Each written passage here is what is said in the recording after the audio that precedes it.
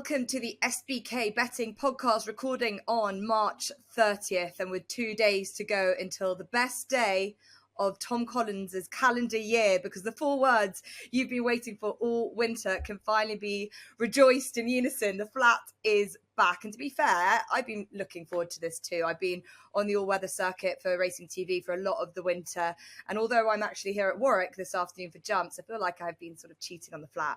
Maybe it really is my real love, but maybe this year anyway. Every year it's slightly different. You think, have you really missed it? Have you just want the jumps to go on forever, as Ross might do?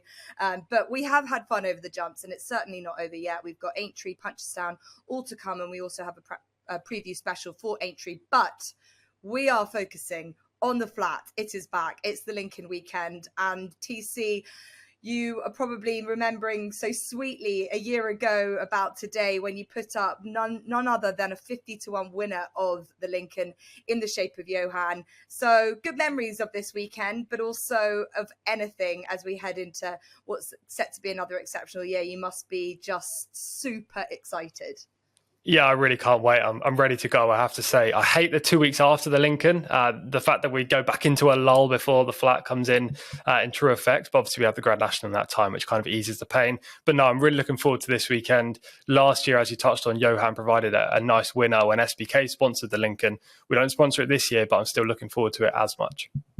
Yeah, absolutely. And as you say, the feature race on opening day of the flat turf season is the Lincoln Handicap at 3:35 over the straight mile, the customary feature flat opener, the race that has uncovered some of the best handicapped horses in the country in recent years. You've got to go back to 2018 when Adabe won this and went on to bigger and better things internationally. He was trained by none other than William Haggis, who has had the key to this race in terms of the favourites and the market protagonists. He always seems to have something at the top of the betting.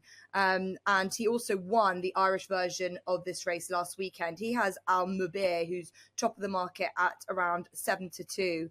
But so TC, let's start with you. Does he win this year's renewal? Is Al Mubir a good thing? We've obviously got lots of nicely well-handicapped horses in this race. Awal, Wanis, they all could be. They've all got that similar kind of profile, but Al Mubir has been the talking horse. Yeah, unexposed 4-year-olds generally hold the key to the Lincoln. Now, last year, the reason for putting up the outsider in Johan was that I didn't think the 4-year-olds had the same kind of profiles. They weren't sexy enough. They didn't have that 3-year-old form that made me think they were going to be potential group horses in their 4-year-old season. And fortunately, that proved correct, albeit Salim ran really well in second. But this year, I think it's back to the 4-year-olds. I think that's where you should be looking in this year's renewal. And although I respect Awal and Wanis as well, I think Al Mubir is just the horse to beat. And he's going to be my sole selection in this year's Lincoln. He really impressed me on his last start last year on heavy ground at Haydock. And the fact that the ground at Doncaster is already soft, the weather forecast for Thursday, Friday and Saturday this week is heavy rain, suggests you're going to get bottomless ground at Doncaster, and that should really suit him. He's drawn in stall 10, which I think is perfectly fine. He should race in the middle of the field, which is ideal in the Lincoln, before making his move late. He's first off wind surgery, which I think is important to note because that could elicit further improvement. William Haggis has already struck in the Irish Lincoln, as you've touched on there, which suggests that his early horses are in fine fettle. Again, another tick in the box. And the fact that the handicapper just gave him £7 rise from his Haydock victory last year, I think was very lenient. This horse won with head and chest. He could be well above these. He could be a 110 horse running off a mark of 97. So I'm taking Al Mubir in this year's Lincoln, Jess. Yeah, he's got a lovely pedigree, doesn't he? He's a Frankel, he's still a colt. My questions with a horse who's 7-2. What did he beat last time? A 50-1 shot on Fame and Claim. Yes, good horse in his own right, but I won't go mad about the form. And he's also a horse that is just taking a bit of time, like Frankel's can be. That can be a little bit headstrong, and I think that's what found him out the race before. Is he ready for the action-packed jumble of a Lincoln? But you seem to think that he's probably hopefully progress from with the winter months on his side. Just a word on the draw in respect to the ground as well. The ground in respect to the draw, vice versa. What have recent trends with soft ground shown you about the Lincoln? Where do you really want to be positioned? Yeah, well, the trends will tell you there really isn't a draw bias because in the last 9 years, 3 horses have been drawn high that have won, 3 horses have been drawn middle and have won, and 3 horses have been drawn low and have won. Now, in recent seasons, when there's been soft ground for this Lincoln meeting, you want it to be drawn low because the horses have gone far side. And I think far side is probably the place to be, though I wouldn't necessarily mind being down the middle. The one area I wouldn't necessarily want to be is drawn high, but right against this standside rail, because that area tends to prove the deepest when it gets soft or heavy at Doncaster. Now, I know that plenty of people will be thinking, God, we want to be drawn low now, because you'll look back in recent years when Adabe won this race and they all raced towards far side. But then if you go back to 2013 when Levitate won, on soft ground, he was drawn 3 and they came all the way across the stand side. So I think it's an imponderable. You can't be looking too much into the draw regarding recent history when there's been soft ground. However, this year there isn't any out and out front runner in this race. There's no trailblazer, a horse that's definitely going to go 100 mile an hour from the outset.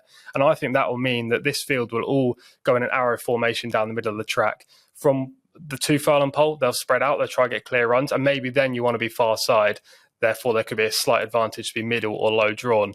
But I don't think there's such a massive bias at Doncaster this year. Yeah, look, I think it's so intriguing, and it always is something that I look at. You get your selections, and then you kind of sort of chuck up in the air when you get the draws that come up. Possibly, Ross, one of the reasons why this flat race can be such a puzzle. You can either take it or you can leave it. I agreed with TC what he said, that there isn't a huge amount of pace. I thought, if anything, George Bowie's quite happy to let his horses bowl along, and Baradar might just go for it out of stall 4, which might sort of push everything to that low bias. Has it affected your selection? And as you look ahead to what I'd imagine is a great day for you as we arrive at the beginning of the flat season? I'll let you have this day, and then we're back to the jump for at least a couple more weeks. No, I haven't let draw bias affect me. I thought last year there was a couple of races where if you'd have followed draw bias trends, you'd have gone wrong. I think with the rain that's falling and we've had a dry winter, they've reported that there's not much grass growth at Doncaster. I think you could well find jockeys going all over the course trying to find that better patch of grass growth. So I just thought it was probably an angle that didn't need to be given any time to. I I agree with TC. I think the favourite's got outstanding credentials, but I think the fact he's trained by William Haggis pulls in the price a little bit, because William Haggis has had such a good record in this race. So I've taken 2 at slightly bigger prices. The first doesn't fit the 4-year-old trend, but that's Bo Pedro for David O'Mara. He started last year really slowly, David O'Mara, and built into a really good run of form from sort of the middle to the back end of the season. He's not had an awful lot of runners at the start of the year, but from 7 runs, he's had 2 winners. They've all been running well enough and running to sort of market expectation. This horse has got course form on heavy ground over 7 furlongs. Stayed on really well behind a George Bowie horse, Totally Charming, last time. Totally Charming is now 104. Bo Pedro's just 97. He's been placed in handicaps off 100, and he won the Irish Cambridgeshire for Jessica Harrington off 94. So he's got big field handicap experience.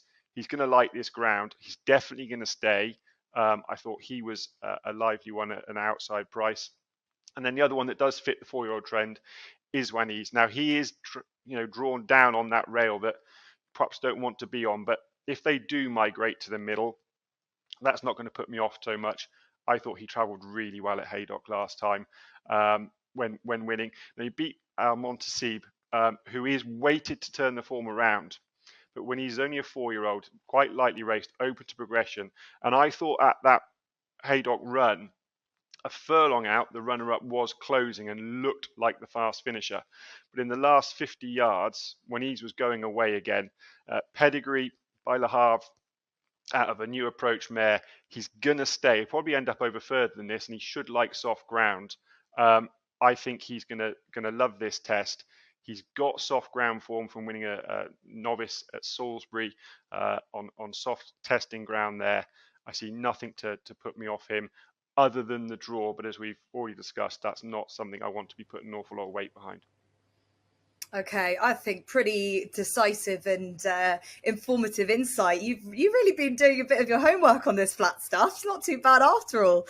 And I agree. I think it's nice to have a bit of a range with this race. You've got the horses, and as we saw last year with Johan, who kind of know what it's like to have a bit of hustle and bustle and are ready for it. And I think Pedro is a dangerous one to oppose, especially at a nice juicy price. David O'Mara, we see what he's like in these kind of mile handicaps. He's just a king at them. And yes, he's has been a it's been a good time between drinks for this horse, but I think they're sort of edging on something with him, aren't they? It's just whether that they're getting that they want their horse ready for now, or it's a race down the line. But I think that if anything, but Pedro's one to know. I really think that he could be a horse to follow this year. Point on jockeys. Obviously, we've discussed jockeys throughout the course of our jumps season, and I know maybe Ross, you highlight a lot of jumps jockeys to follow. TC, I was surprised that there weren't a mass amount of apprentices in this race. We've seen sort of coming of age moments for jockeys in the past. David Egan's won this race. Benoit de la Salle. I thought we might see the likes of Billy Lotnan on a lead protagonist. Benoit de la Salle's on Migration, but is it? And maybe last year, I think it was Harry Davis was on a horse of William Haggis's and was given the opportunity. You've got to get a lot of luck in this race. It didn't work out for him, but is it a case that having a more of a established jockey with the experience in these races does actually help, and that's why we don't see them as much as we have done in the past? I'm not too sure, to be honest, because I always picture the Lincoln as the apprentice race, the race where you want to be taking £7 off, £5 off, when you've got these young up-and-coming riders who are basically as good as the pros. They just don't have the same amount of experience as them. I was expecting Billy Lotnan to have a ride as well. Benoit de la Salle to potentially be on one of the favourites. Connor Planis to be on one of Bowie's horses. But, maybe that's just not the way of the land this year. What I will say is, though, Billy Lotnan's got a good ride earlier on the card on Broken Spear, which I think is very interesting. He's not in my Napple next best, which is why I brought him up now. But this horse is a Doncaster specialist, and that race could be the time we see Billy really put himself in front of the lights. Yeah, yet to have shown his capabilities on the turf yet. So, look, he's been the name to follow over the course of the winter. Can he transfer it onto the turf? I say that because the horse that I'm selecting does have an apprentice, got George Bass on. This is Majestic for Jack Shannon, who's just showing his talent as a trainer, taking over seamlessly from his father, Mick. And he said to me at the beginning of the year when I saw him at Chelmsford on a cold Saturday evening that he had a horse lined up for this. Majestic, we know what he did in the Cambridgeshire at the end of last year. He stayed that out really nicely over a little bit further. He's obviously back in trip, but I think that he's still well handicapped for a race like this, and they know how to get their horses spot on. He's got a lovely racing weight. He's in 16, which is probably just about okay, but I think that he'll be able to see it out. And if they don't go massively quick out front, he's the one that will be able to see it out quite nicely. So I like Majestic at nearly around a double figure price. And also the horse that has slightly been talked up a good bit for this is Atrium.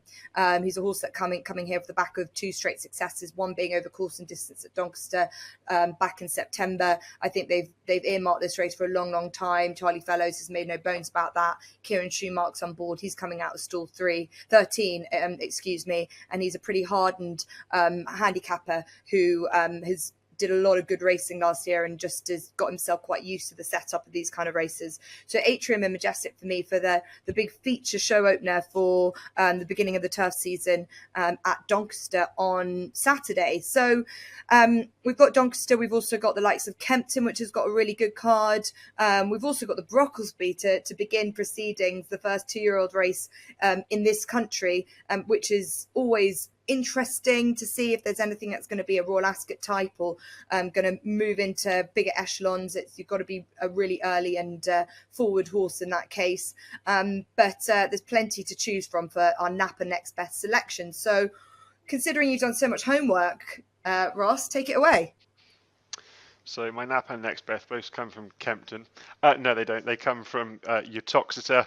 The Nap is in the 320, and it's Marsh Wren, trained by Stuart Edmonds, who does really well with his mares. It's always an angle I look for. We had a mare Hillfinch win very dourly yesterday. You do need to forgive a poor run last time with her, but I just think she's just much, much better on soft and testing ground. And it was probably on the quicker side of good to soft last time. It just didn't suit her. The positive of that is that she was dropped a pound down to a mark of 119. This does not look a deep race whatsoever. I think she's comfortably the best in this. The danger probably is Corrie Courage, Ollie Murphy, who's just turning out the winners at the moment. But she's up £7 for winning a fairly moderate race last time.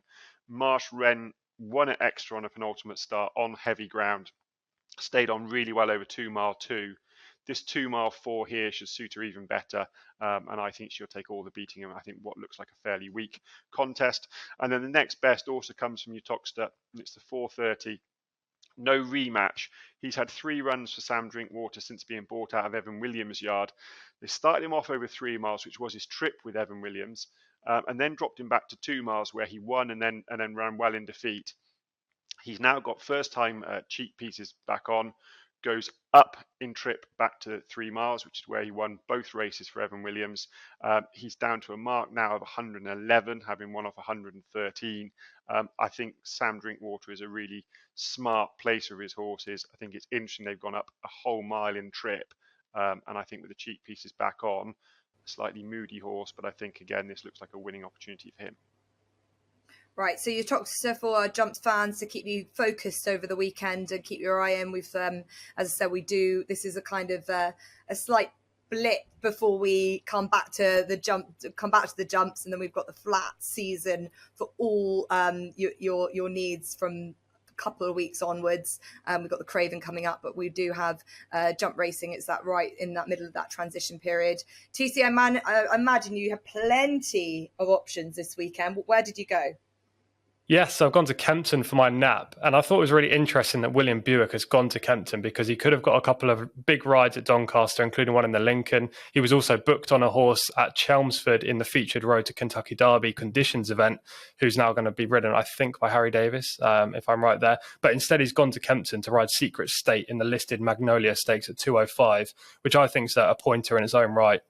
But nevertheless, this horse is the horse to be on form anyway. Last year, he developed into a really nice type. He finished second in the Wood Ditton. Then he broke his debut at the Chester's May meeting. He won a novice at Nottingham. Then he won the King George V Stakes at Royal Ascot and a handicap at Glorious Goodwood. He was a rapidly improving horse that was touted for the St. Leger. They went to the Great Voltager as a trial for that race. He finished second to a horse called Deauville Legend, whose only subsequent performance came in the Melbourne Cup, where he was sent off favourite and finished fourth.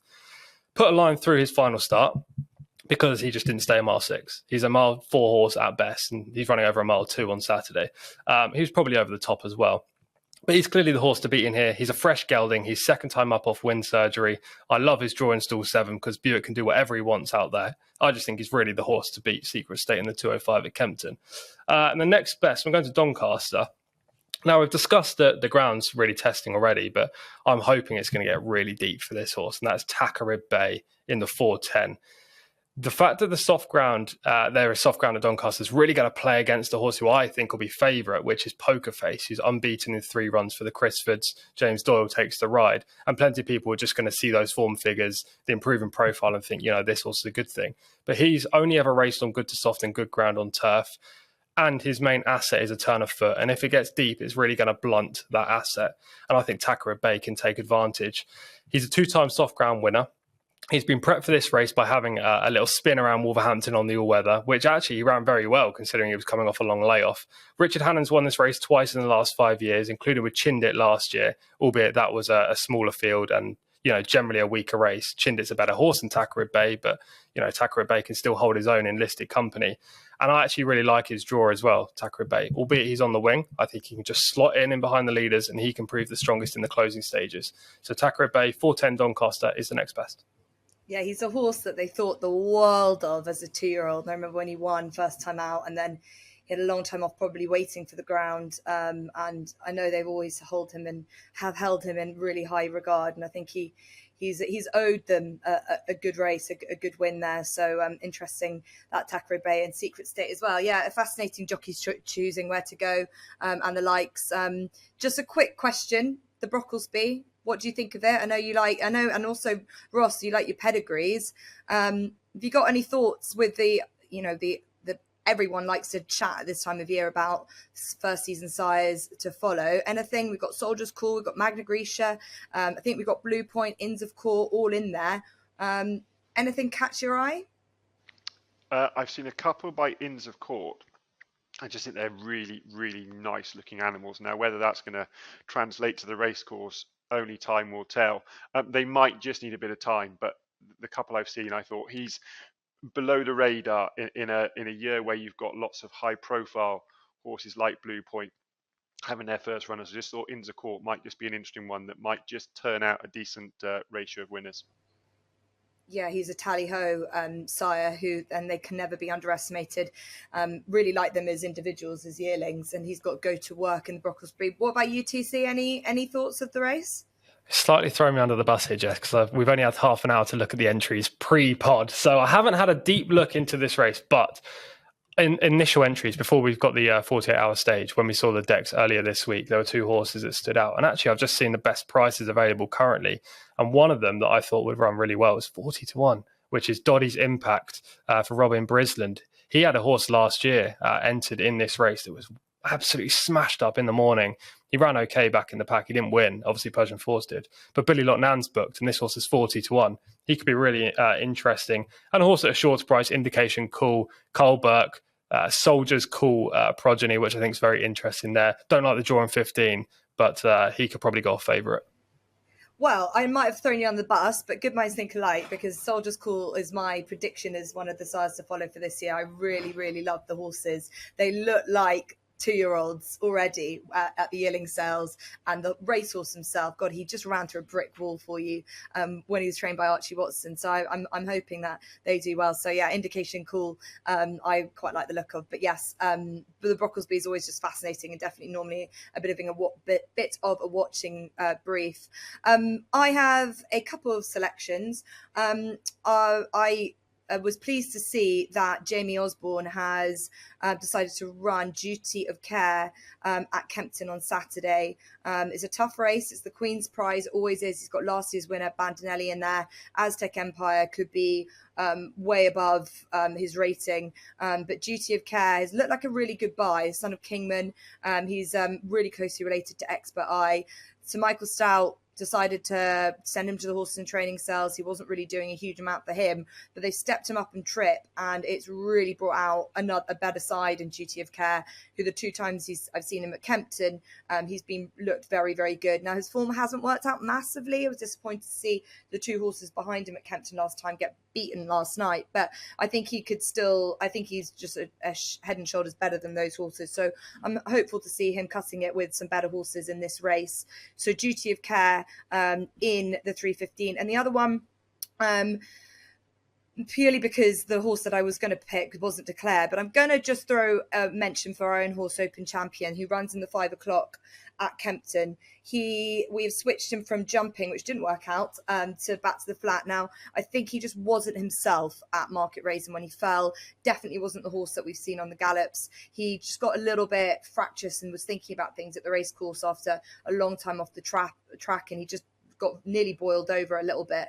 So we put a line through it, and actually he, unlike a lot of these horses, he's been really race fit since ready to go since the beginning of January, where some of these horses might have still been out in fields then. So he's got race fitness on his side. Don't know what price he will be. I think hopefully an each way price, but there could be a horse in there that is a customary group horse in the handicap in the shape of Shantico for Roger Varian.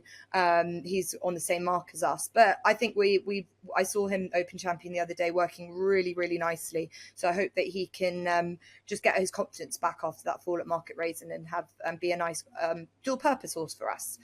So those are my two selections ahead of the opening flat meeting of the year in the UK. Enjoy it, TC. I'm sure you will be sitting there, box office stuff. Are you going racing at all? Or are you watching it from the comfort of your own home? I was debating it, but it's the Florida Derby at Gulfstream Park with 10 stakes races on Saturday evening. So I've got to stay at home to make sure I catch all of that as well. If you do want US tips, by the way, betting.getsbk.com, or just follow me on Twitter. Thanks for that opportunity to plug. I say it from myself. When I was out in America, I got all your tips, and I got, what was it, 4 winners in 4 straight races. So yes, that is well worth making sure that you read. Look, thank you as always to TC and to Ross. We're coming back next week with an entry. We've got entry previews the week after next. We've also got all weather finals days. So there's loads to look forward to coming up on the podcast. And make sure to subscribe on whatever podcast content platform you listen to. We've also got plenty more SBK ambassador content and stable tours. And yes, make sure that you check out our YouTube channel. Golf fans, the Masters obviously only 1 week away, and SBK have an exclusive offer, if any member of Live Golf wins the Masters, controversial, SBK will offer money back as a free bet. T's and C's always apply. So enjoy the Masters, enjoy the racing, and we will see you soon.